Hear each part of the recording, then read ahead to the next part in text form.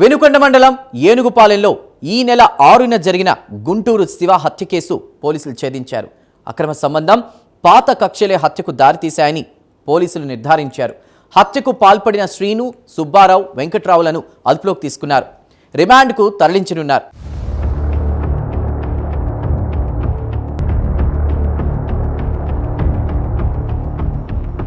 వెనుకొండ మండలం ఏనుగుపాలెంలో ఈ నెల 6న జరిగిన గుంటూరు శివహత్య కేసును పోలీసులు ఛేదించారు. అక్రమ సంబంధం, పాత కక్షలే ఇరు కుటుంబాల మధ్య గతంలో కొన్ని గొడవలు జరిగిన విషయాన్ని పోలీసులు గుర్తు చేశారు.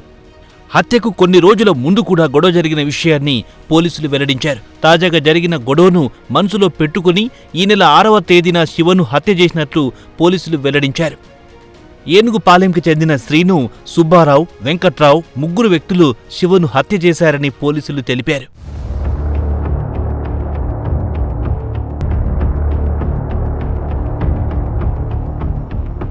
గుంటూరు శివ హత్య కేసును ఎలా ఛేదించామనే విషయాన్ని నరసరావుపేట ఇన్ఛార్జ్ డీఎస్పీ హనుమంతరావు తెలిపారు. పల్నాడు జిల్లా నరసరావుపేట సబ్ డివిజన్ పరిధిలోని వెనుకొండ పట్టణంలో ఏనుగుపాలెం అనే విలేజ్ దగ్గర రీసెంట్గా గుంటూరు శివ అనే అతన్ని రీసెంట్గా మర్డర్ చేయడం జరిగింది. గుర్తు తెలియని వ్యక్తులు దాని మీద మా సిఐ గారికి రాబడిన సమాచారం మేరకు వెంటనే స్పాట్కి వెళ్ళి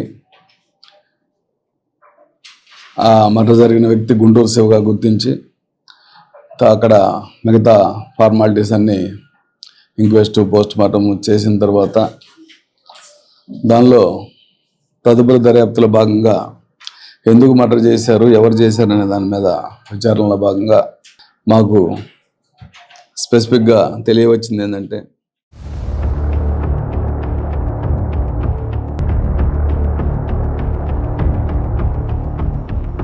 చనిపోయిన గుంటూరు శివకు చింతల శ్రీనుతో పలు సందర్భాల్లో గొడవలు జరిగాయి. గుంటూరు శివ గతంలో చింతల శ్రీనుపై పోలీసులకు ఫిర్యాదు చేశాడు.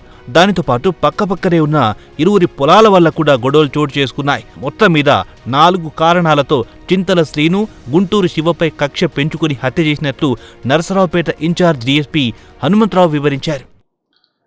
ఈ డిసీజ్డ్ యొక్క భార్యతోటి సమ్ ఇల్లీగల్ కాంటాక్ట్స్ ఇతనికి ఈ యవన్, ఇతను చింతల సీను, ఇతను మెయిన్ ముద్దాయి, ఈ వెనక కనిపిస్తున్న వ్యక్తి ఏదో ఉంది అని ఒక ఆరోపణలు ఉన్నాయి అక్కడ.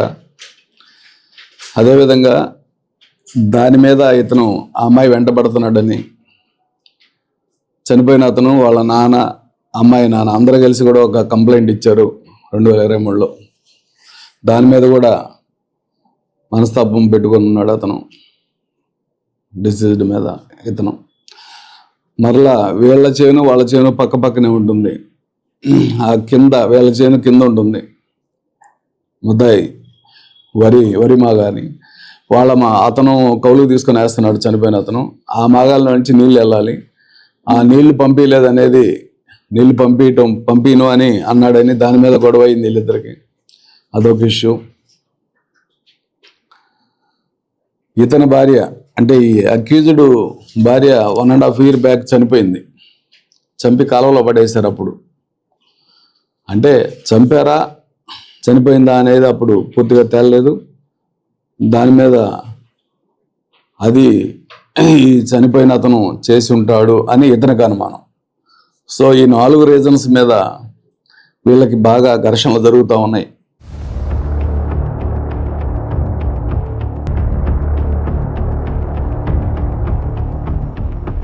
నిందితుడు, హతుడు అందరూ ఏనుగుపాలెం గ్రామానికి చెందిన వారేనని, శివ హత్యలో ఎలాంటి రాజకీయ కోణం లేదని నరసరావుపేట ఇన్ఛార్జ్ డీఎస్పీ హనుమంతరావు స్పష్టత ఇచ్చారు.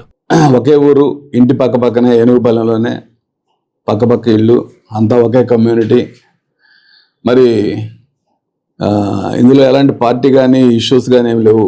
కేవలం వాళ్ళ ఇద్దరి మధ్య ఉన్నటువంటి ఇల్లీగల్ కాంట్రాక్ట్స్ అయితేమి, ఈగో ఫీలింగ్స్ అయితేమి, ఈ పొలాల దగ్గర నీళ్లు పోయే విషయంలో ఒకరికొకరు చంపుకోవాలన్న ఉద్దేశం మీద ఇతను కడతీర్చాలని, ఇతన్ని కడతీర్చాలని ఒకరికొకరు మనసులో పెట్టుకొని రెడీ అయిపోయారు. ఆ క్రమంలో మొన్న 6వ తారీఖు నాడు పట్టపగలే 10 గంటలకి కదా, అంత పొలం ఎవరు ఉండరు, ఎవరి పొలాల్లో వాళ్ళు ఉంటారు.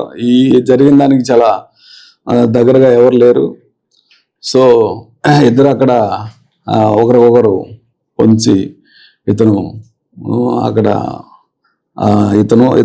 వాళ్ళ పక్కన ఉన్న వాళ్ళ బావ, మూడో అతను వాళ్ళ నాన్నగారు వాళ్ళ అసిస్టెంట్స్ తీసుకొని అతన్ని అక్కడ పదునైన ఆయుధాలు ఉపయోగించి చంపివేయడం జరిగింది. ఆ ఆయుధాలు కూడా మేము రికవరీ చేయడం జరిగింది. అలాగే అక్కడికి వెళ్ళేందుకు వాడినటువంటి మోటార్ సైకిల్ కూడా రికవరీ చేయడం జరిగింది. అలాగే ఇందులో వీళ్ళ దగ్గర ఆ రోజు ముద్దాయి చంపినటువంటి వ్యక్తి యొక్క చెప్పులు కూడా మాకు దొరికినాయి.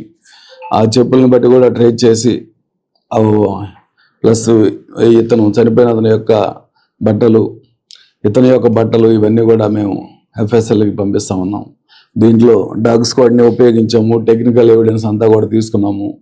టెక్నికల్ ఎవిడెన్స్ ప్రకారం ఈ ముద్దాయిలే ఈ మర్డర్కి కారణం అనేది పూర్తిగా నిర్ధారణ చేసుకున్న తర్వాత నిన్న ఈవినింగ్ రాత్రి ఈరోజు ఉదయం వినుకొండ పట్టణంలో ఇద్దరిని A1ని,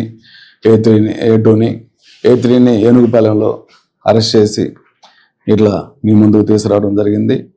ఈరోజు అరెస్ట్ చేసి రిమాండ్కి పంపించడం జరుగుతుంది. ఇందులో ఏంటంటే ముఖ్యమైనది అతని భార్య కూడా కన్ఫెషన్, ఎందుకంటే ఆ భార్య విషయం కూడా కన్ఫెషన్ చేశాడు ఇతను. మాకు అనుమానంగా ఉండి అప్పుడు 1.5 year బ్యాక్ ఇతని భార్య చనిపోయిన విషయంలో ఇతను చనిపోయిన అతని పాత్ర ఉందన్నట్టుగా క్రియేట్ చేశాడు ఇతను. సో మాకు డౌట్ వచ్చి దాని మీద కూడా కొద్ది గట్టిగా అడిగితే ఇతను కన్ఫెస్ అయ్యాడు. ఆ అమ్మాయిని కూడా నువ్వు తిరగద్దు అంటే ఊర్లో తిరుగుతుందని, ఆమె వాళ్ళతో ఇల్లీగల్ కాంట్రాక్ట్స్ పెట్టుకుందని, మరి ముఖ్యంగా ఈ డిసీజ్డ్తో పెట్టుకునే అవకాశం ఉందని, పెట్టుకుంటుందని భావించి ఆ అమ్మాయిని పొలం దగ్గర గట్టిగా చెంపదెబ్బ కొడితే పడిపోయిన దాన్ని కర్ర వేసి లాగానని చెప్పాడు.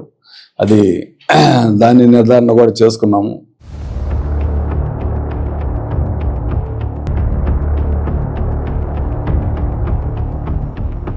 హత్యకు ఉపయోగించిన 2 గడ్డపారలు, కర్ర, 2 బైక్లను పోలీసులు స్వాధీనం చేసుకున్నారు.